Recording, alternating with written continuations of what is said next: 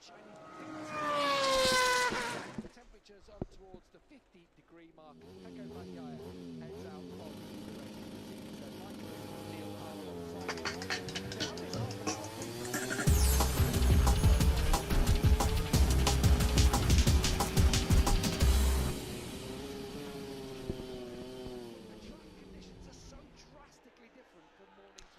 Hello and welcome to the MotoGP Free Practice 2 here in Qatar.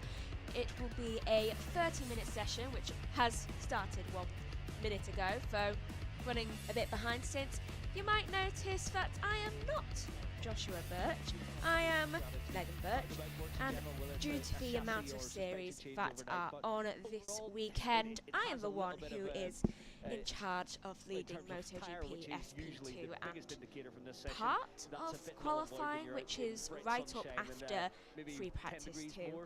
So it's a bit here, there and everywhere this weekend, so bear with us all if we all seem like panicked messes, because honestly that is how it feels.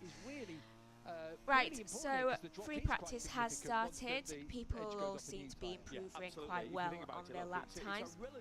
Only 2 people have not really got much data for them yet because they've only just come out on the track, one of which being Quartararo, who is only halfway through Sector 1, though everyone seems to be improving. Oh, Marc Marquez has not made it through Sector 1 either. So those two, we still need a bit more clarification what they're doing, getting first lap times in for initial ones. Obviously they're all a bit slower, having to really look into the screen now because of how small the writing is. And I've said it before in commentary, I really struggle reading white writing for some reason because it is just, it's not in my brain capacity for some reason. Right, oh, we're getting a look at World Superbikes as well, which happened yesterday in free practice, which actually Joshua is just over there for me doing, I think this, actually, there in Assen. Yeah, and it's, well, I won't spoil it. I don't know what exactly they're doing. It's either a race or a qualifying. I think it's a race. Do they have sprints? Race 1. Okay, Dad says it's race 1 of them, so I won't spoil it. It's on right at this moment, so you've got your pick of motorbikes right now. So 26, almost 27 minutes left to go of this session, and we should be getting in about a minute's time the actual first timings in, which is always so frustrating because you see people doing certain times at the start and you think, oh yay, this is the start, though it's not, because should be getting those soon. I think the first person's time we will get will be Johan Zarco. Actually, it might be able to go because I think they came out of the pit lane at the exact same time. So we'll get them to having their times come through first. That's if one of them doesn't crash, knowing me and things. Right, so first times coming in about 20 seconds faster they are doing around the circuit. It's not as quick as yesterday. There's an installation lap, isn't there? Yeah, so they can warm up tyres. And then you start your time. Yeah, but they're usually a lot quicker. Yeah, Acosta's really gone up there, though. Given his performance recently, I don't expect the same performance in the race qualifying or the sprint, which honestly is really sad for Acosta, I think, because he is really a very good rider, but for some reason I don't think he's really agreeing with the bike itself this season. So hopefully he finds some common ground within the races. With a clean slate, you're open. The back chatters a bit. Yeah, that's what it's always done when that's how it feels. A little bit like Pedro last year on the KTM, straight away get those podiums. Whilst Brad Binder, who yeah, you do. Things amazing, was battling for 7th and crashing a lot. Yeah, rookies always do really great first year, and then I think for some reason it just goes a bit down for next year because they've got used to the new bike, and it just takes a little bit of time for them to get reacquainted. Next time also, should be coming. Not on the best of bikes, is he? No, he isn't. Binder, however, is making quite good use of the bike that they have both been put onto, and next times are coming up, and we're seeing a lot faster sector times here from everyone. I mean, Zarco has done 2 red sector times and a orange one, so 2 fastest and 1 definitely personal best sector time, so I reckon he might go up quite to the top. And again, Binder and Bezzecchi are also having the exact same things, as well as Alex Marquez further down. Zarco goes top with a 1:52. Oh, yellow flag out on the track. Who is that? That is Alex Marquez, just as I say his name. Gone down sector 4. Which corner is that? He's gone right into the gravel, and here's a replay of what happened. Just lost the front completely. And the bike just kind of slides directly away from him. He didn't even look like he was trying to hold on to the bike. That's how smoothly the bike came away from Alex Marquez. And I'm not exactly sure what corner that is, but it has just ruined a lot of people's lap times. I think the only person who might have got away with that was Zarco and Binder, who have gone ahead of Acosta. Alex Marquez walking back now towards the gravel park. Can he grab his second bike? I'm not sure that... I think he can actually grab his second bike because it is only free practice, and I suppose it's good that he's done that now instead of in the qualifying session. But yellow flag still remains out, so people should really just not really try that hard with all of the lap times, because it's just going to get deleted anyway. Here are more deletions for the lap times. He was ejected from the seat. Yeah. Than, you know, that suggests that it was some kind of stop of some kind on one of the wheels. It's like his bike just... It didn't turn it's the round, front did it? of it. When the bike slipped, rather was going... than turning round. When you lose the front end and you've still got rear grip, it flips it over. And it didn't. Yeah, so his bike didn't flip when going into the gravel. It did look quite strange, because as he was going round the corner, that is... Usually you see a flip with going round corners and then losing it. Yeah, like you say. But it didn't do that. It just went straight on. Maybe it's because there was so much tarmac stopping it. Yeah, he just completely slipped off. And getting the new sector times in, which honestly, they might all be deleted directly after, given that the yellow flag has only just gone in, just as they were all finishing their sector times for sector 4, and it was in that sector, so they may get written up, they may not, they may see it as like a you can have it anyway type of thing, since the bike is off of the actual circuit and Alex is not on the circuit. Going wide there for one of the VR46s, not sure who that was, want to say Bezzecchi, and it's could be Morbidelli, but I'm pretty sure that no, wait, not Bezzecchi, Dijantonio. I'm still not used to the fact that Dijantonio and Bezzecchi aren't teammates anymore. It's still getting used to the fact that Morbidelli is his teammate.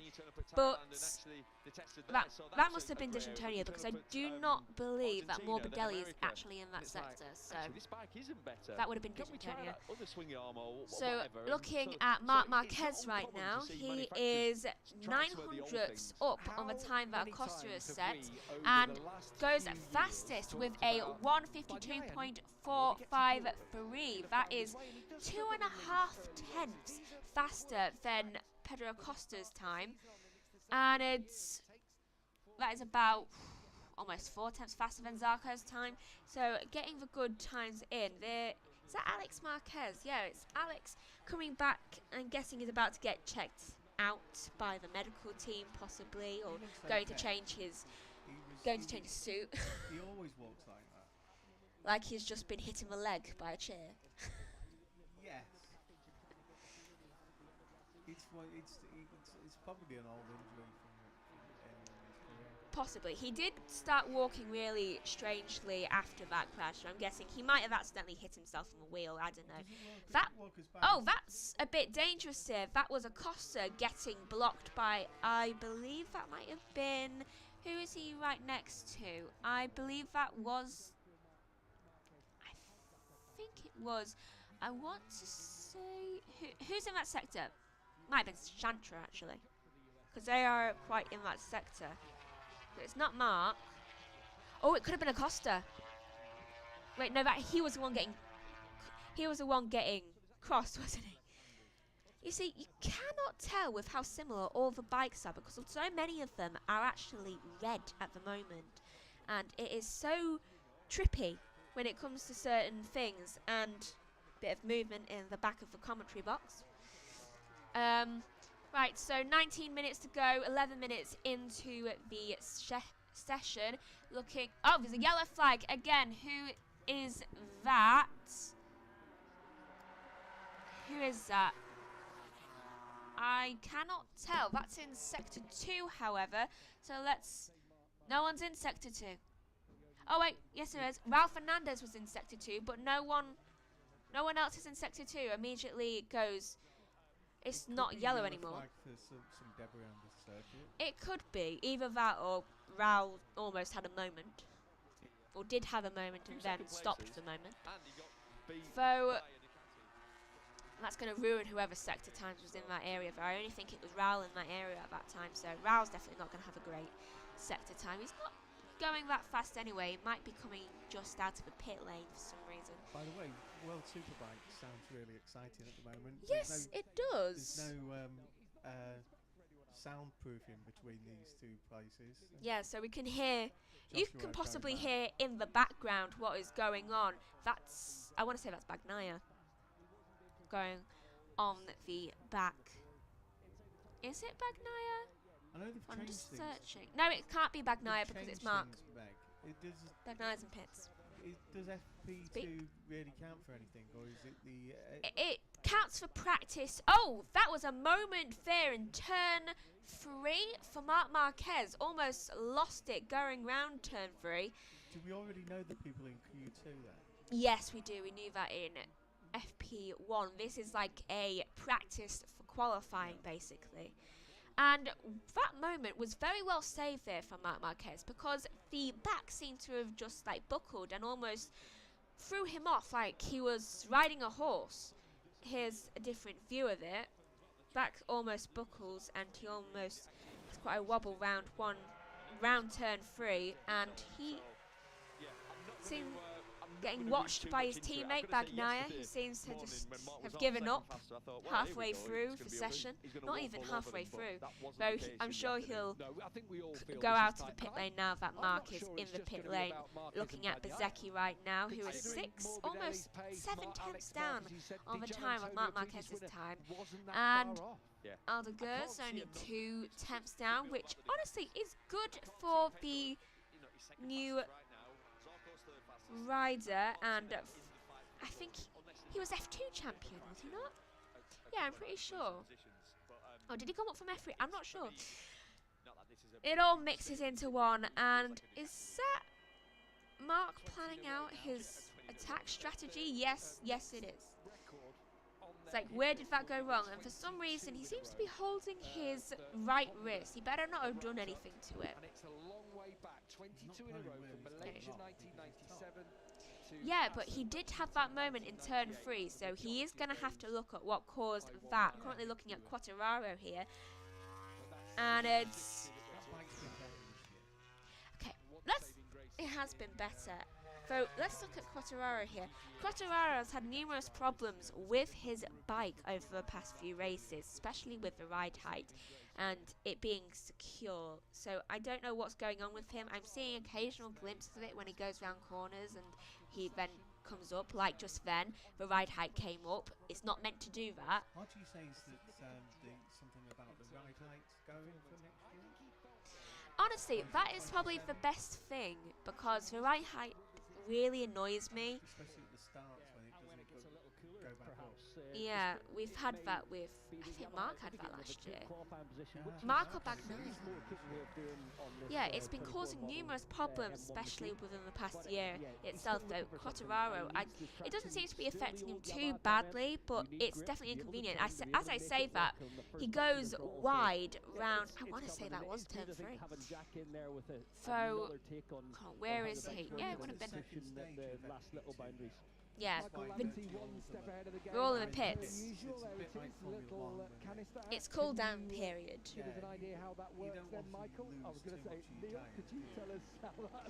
And then they've got to actually strategize how they can keep up and actually get top.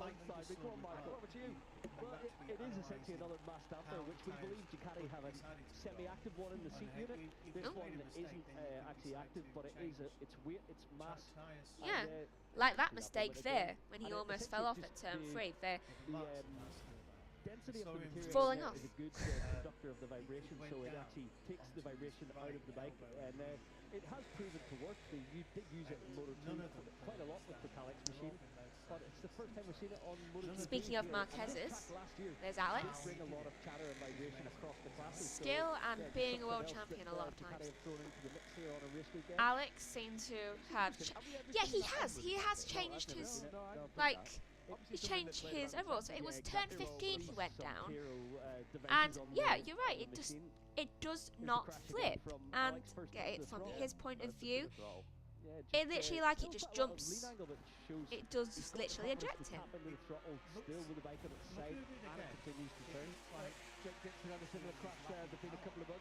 Yeah, and he just did not get anything for that.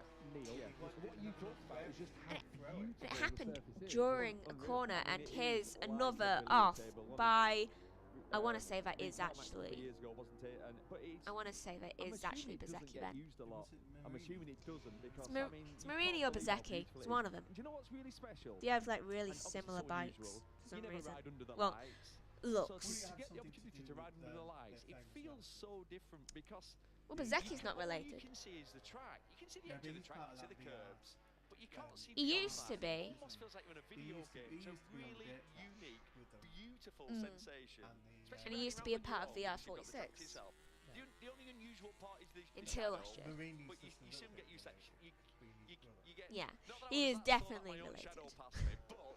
Which Rossi was actually here yesterday for free practice 1 and had got to see his brother in action. I think he finished at a decent point that Rossi would be happy with. Not at all. Honestly, not at all. Alex is leading the championship.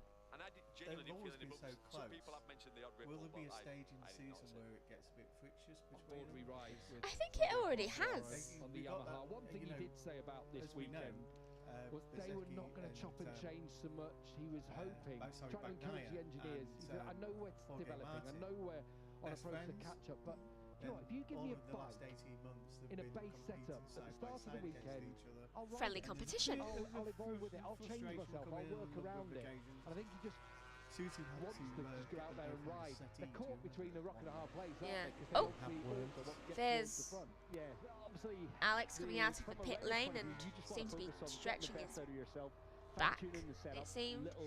So, yeah, I think it's good that there's friendly competition and it's not just like aggressive competition, because then you can have respect for the person you are competing with the most a lot more. So everyone seems quite friendly with each other, with the riders, most of the time when they're not pushing each other off. I'm so impressed with or Miller having arguments with people. In 17 fastest, just 1.2 seconds off. Is what is he? And he must be really. Marco Bezzecchi, who's had all pre-season. Oh, Quartararo! I was right. That did go up during turn 1. Turn 1 is a menace because it's the hardest braking point, so it's really going to put a lot of pressure on the bike itself, and that ride height is just causing so many problems for Quartararo this year, and it seems to only really be affecting his bike, so it's obviously something in that bike setup that is causing such problems that even when he changes to his second bike, he has the same problem. So I think he needs to change his personal setup, because he keeps jumping up and down when he's braking extremely hard and about to go around corners, and it's really causing issues. And what? There's some really weird stretches going on in the Marquez family. I mean, we've got Alex standing up doing stretches, and Marc for some reason is pretending to be a tortoise. Yeah, when it's about getting into your muscles and your body ready for the things.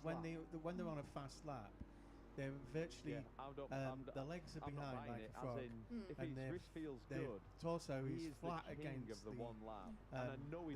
petrol tank. Tortoise mode. The trains keep their head up enough to stare through the window. They're amazing, really. Well, at least it's not like last thing, because Mark ended up having no window. In Formula 1, it's the opposite. You're laying on your back. It would be remarkable. They've got to have neck problems. To get through to Q2. Oh! G-forces here are against the bike and the person. Right. Has Jack Miller's bike got more purple? What I mean is that affects the flow around the track. Whereas in Formula 1, the G-forces go around the person don't really. The car's got various different things to protect itself from the G-forces. With them, they're just ragdolled. You should have seen Jack Miller yesterday. He got up and then just fell immediately back down again. Also, his bike has got more purple. I don't know how, but it's got more purple since yesterday. You look at this man who's never been a qualifier. He's probably had it repainted. Always found it difficult to put a one-off lap together. But he's the man you want for race picture. Always goes forward. Really I need that clip of him ragdolling, just like on like repeat, because it was actually quite funny. I mean, I know he just crashed into the gravel quite dramatically, but he got up and then just immediately fell back down again. I just find it quite funny, and he was okay, so it's fine to find it funny. 8 minutes left of the session. Yeah. Right, I'm going to read you through the times while I still can, and they're all just starting to get on the up laps. Right. Currently, Marc Marquez is top with it says an 8 minute 56, so that's not true.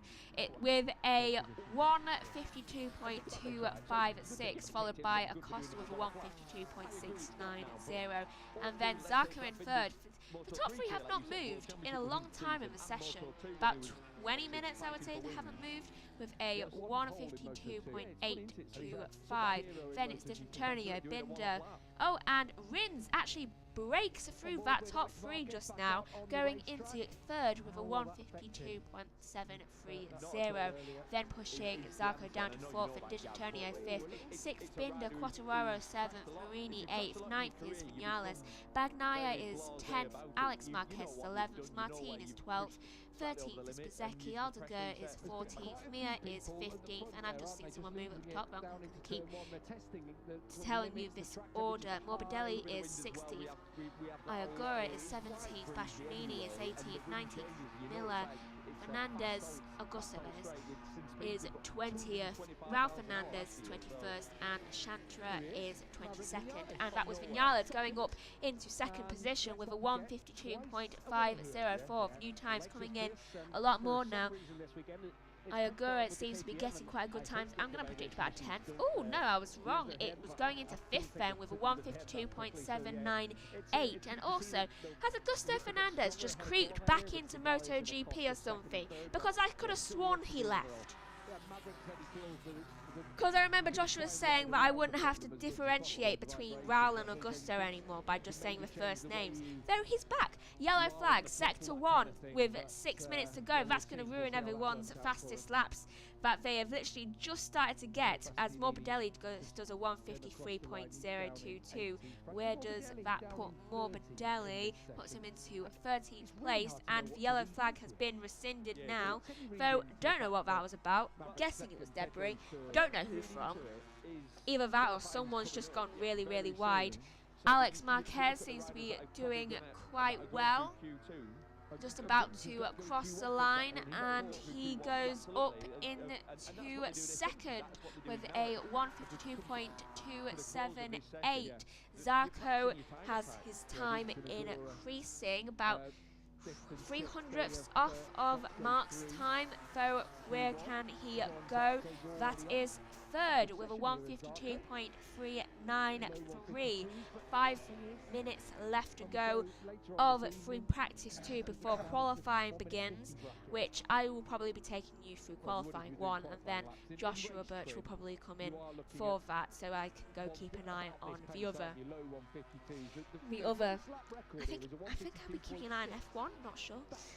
Bezzecchi goes up into 5th with a 1:52.634, and I think Marquez is going to improve on his own time, given he's just done 2 red sector times in sectors 2 and 3.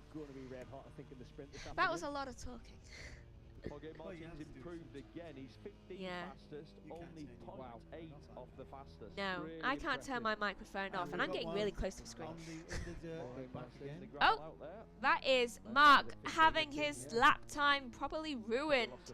Oh, is it not Marc? Is it Bagnaia? Because that was in Bagnaia's section, so Bagnaia is not really going to have a great day. No, I was right. It was Marc going right onto the gravel. Why did it show Bagnaia's pit box then? Which also, if you flip their numbers, they're the same numbers.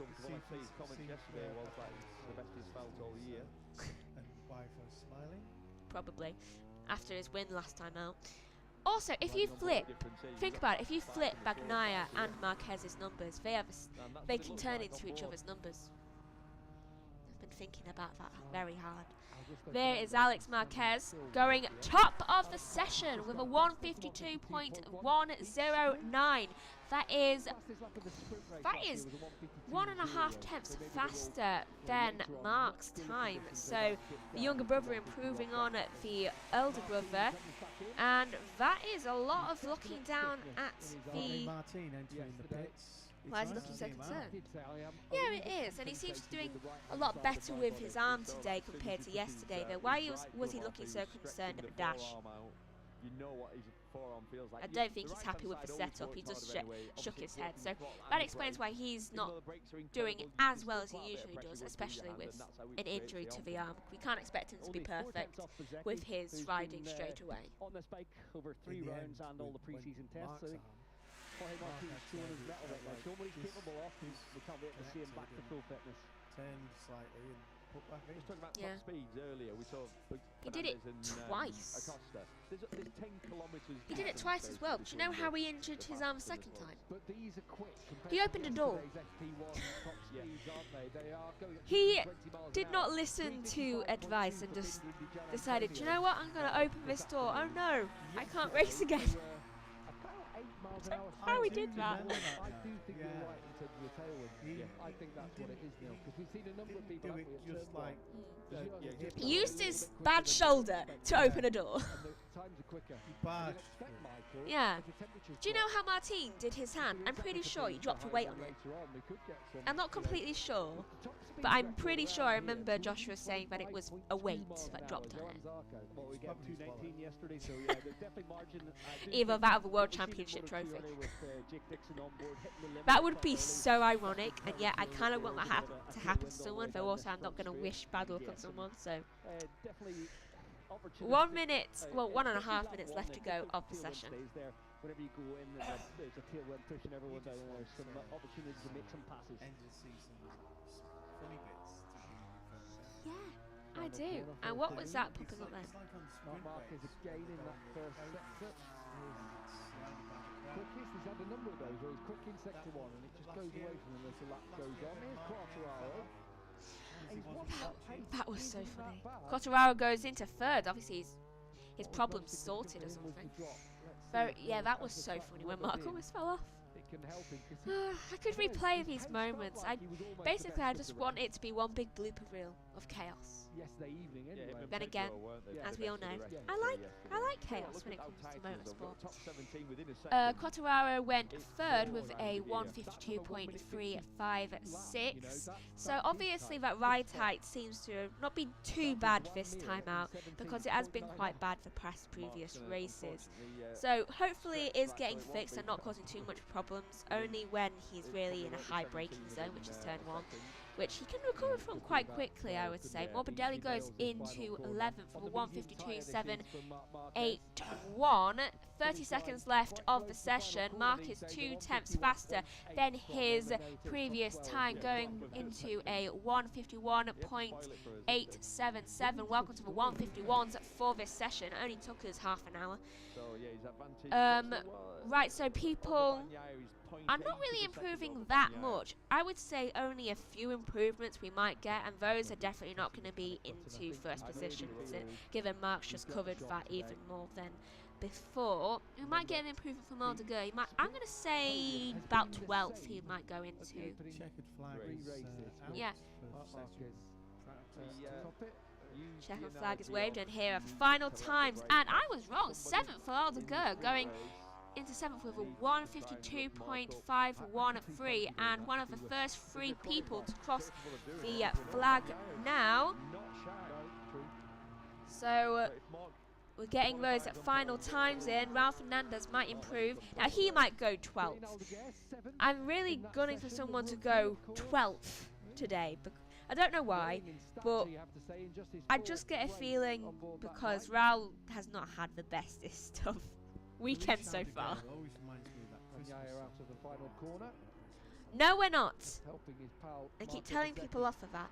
And Ralph Fernandez only moves up 1 position into 18th, so that's not exactly a good weekend for him. I don't think this track really suits him. I think he also might need to change up his setup because it's not really working for him, it appears. He used to be really quick last year, and then all of a sudden this year isn't as fast and into the top 10s and possibility of being top of sessions during qualifying. At least one thing, it's not just the yeah, it's got a lot more mix to it this year. Unfortunately, it is a Marquez either way. It's nice to see that. Here's a replay of turn 3. Is this turn 3 again? Look at how far he's leading. No wonder he almost fell off. His knee and his elbow. No wonder he almost fell off if he was so far down. We're getting multiple replays of this, but we haven't got a single explanation for 2 of the yellow flags. The one that gets lowest.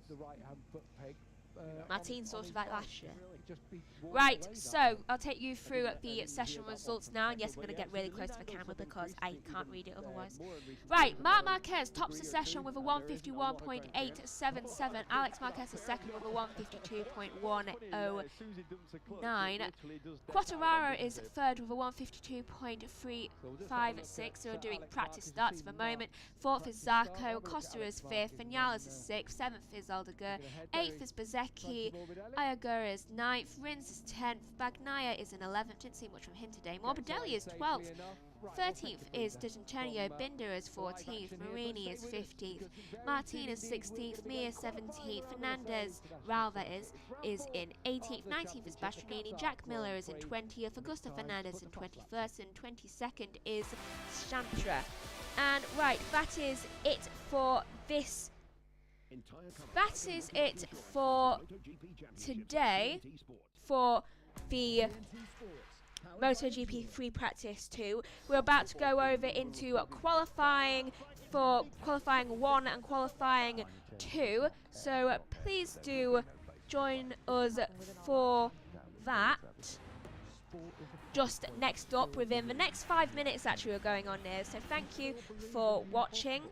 Please also go look at the other streams on JB Motorsports and here on JB Motorsports too. Thank you. Goodbye.